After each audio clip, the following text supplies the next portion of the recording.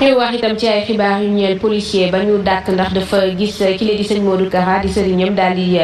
jébbalu naka noonu kon ñu daal di koy dàkk ca police ba. Bougane Gueye Dany nag moom jël na boobule policier muy liggéey kon ci groupe Boy Corporation SA muy liggéey kon ci wetam ca siège ba nekk ca holding bu cité Kër Gorgui Pape Bouba Diallo kon salaire ba mu doon am ca police ba moom la ko Bougane Gueye Dany nar a fay tax ci doole dina toog ñetti weer yoo xamante ne dina jot payooram te du liggéey maanaam 3 mois de congé payé sëriñ Modou Kara nag jox ko ndigal waaye daal di ñaanal ki di Bougane Gueye Dany Birahim mu di kon acte bu am solo. waaw mooy solidarité sénégalaise solidarité agissante parce que avant Bougane Gueye Dany am na ñu bari ñoo xam ne ci réseaux sociaux yi gis naa ci ku yëkkati sax na ni man yëkkati naa 2 millions pour jox ko. C'est le Sénégal et bon finalement c'est les mourides également.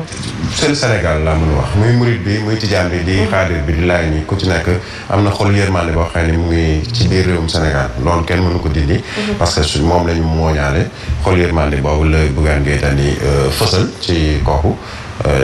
di ñaan nag suñu borom mi fay mu fay leen.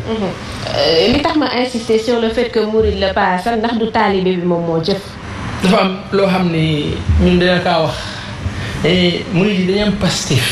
suñu mbokk yooyu te dëgg la aussi loo xam ni Sénégal fii tey jii nii am na ka xam ne ka mel ni man